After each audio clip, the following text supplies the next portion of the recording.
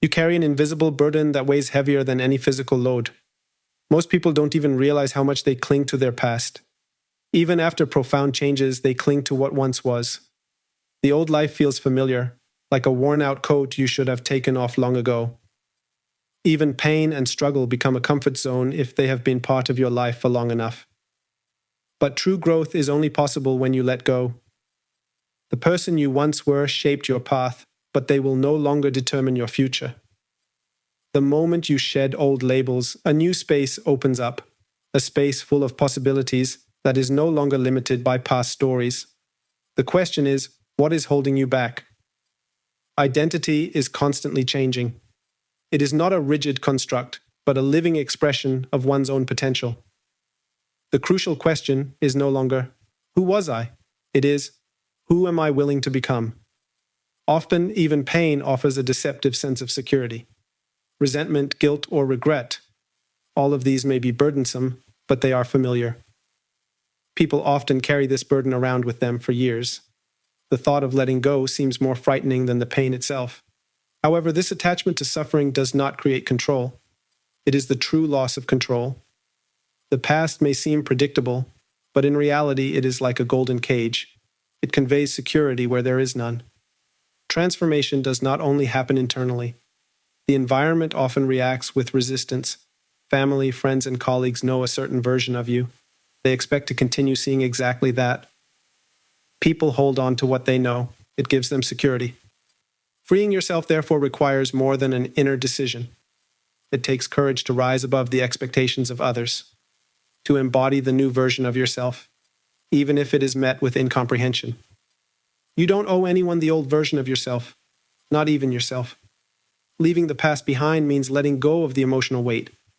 It's not about denying what you've experienced, but about freeing yourself from its stranglehold. Many people fail at this last step.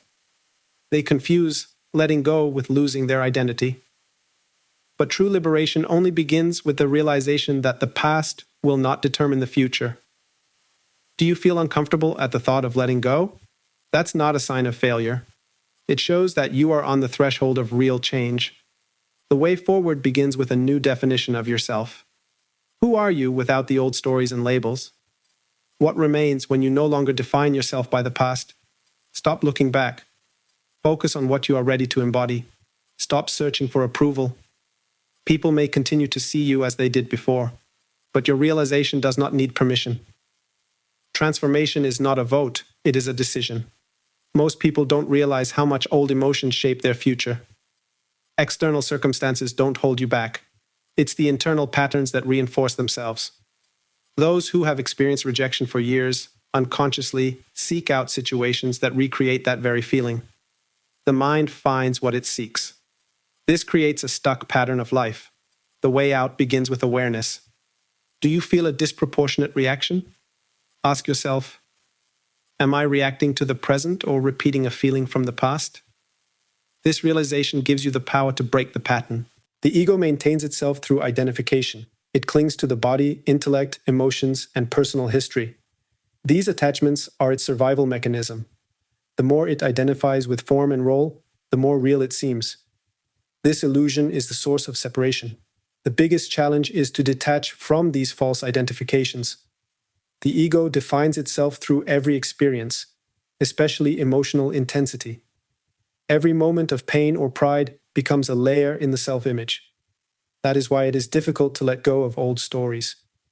You cling not only to what you have experienced, but also to what you believe yourself to be as a result. True transformation begins with the realization that none of these attachments define your true nature. Even after shedding old identities, emotional echoes can linger. Subtle traces of past experiences suddenly surface, seemingly for no reason. A word, a place, an encounter can evoke feelings as if they had never gone away. The subconscious stores memories as emotional imprints. Particularly intense emotions become deeply ingrained. When such emotions return, it is not a relapse. It is an invitation to deeper healing. What surfaces wants to be acknowledged, felt, or forgiven. These echoes are not setbacks. They are thresholds to inner liberation. Leaving the past behind means releasing the emotional charge. Emotions shape perception and decisions. As long as old imprints remain unresolved, they reinforce familiar patterns over and over again. The first step: recognize triggers without giving in. When an old feeling arises, pause. Ask yourself, does this feeling reflect the present, or is it an echo? This question creates space. It weakens emotional identification. The next step: recognize the message behind the emotion. Recurring emotions point to inner beliefs or old wounds. What story is becoming visible? What pattern emerges? Letting go begins when you neither fight nor feed the feeling. Emotions dissolve when you feel them fully, without history, without resistance. Techniques such as reflection and emotion observation can be helpful, but they are part of the preparatory stages of consciousness development. They often serve therapeutic purposes, not true self-knowledge. Genuine insight begins where the work on the lower self ends. True self-knowledge does not consist in refining the personality.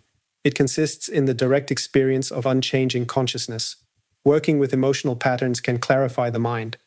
But it is not the transformation itself. It is preparation, not the goal.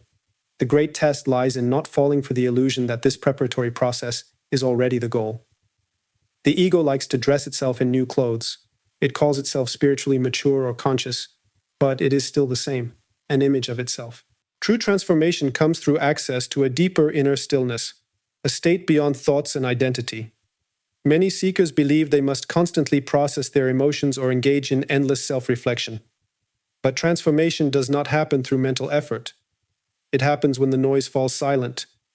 In silence, the mind becomes not a doer, but a vessel. Only then can a higher consciousness work through it. The true breakthrough does not come through self-improvement. It happens when you stop defining yourself. Liberation comes through the ability to simply be, as pure, silent awareness. Transformation begins when you can fully experience feelings without being controlled by them. Emotions are not commands, they are signals. They want to be acknowledged and passed through, not blindly obeyed. Emotions do not determine who you are. They are temporary states of consciousness. Someone who repeatedly feels sadness is not a sad person. The feeling is just a momentary vibration. As soon as you realize this, distance arises. And with it, freedom begins. You become an observer instead of someone who is driven. The moment you stop identifying with emotions, the door to a higher way of being opens. Emotional mastery does not mean getting rid of feelings. It means dealing with them consciously. You do not choose what arises, but you choose how you deal with it. When emotions no longer take control, you gain the freedom to act consciously. You shape your reality out of presence and clarity, not out of old patterns. The result will be clarity and progress. A transformation that not only changes you superficially but allows you to become who you really are, beyond all stories, beyond all identities. A conscious being who acts from a place of stillness and is no longer ruled by the past.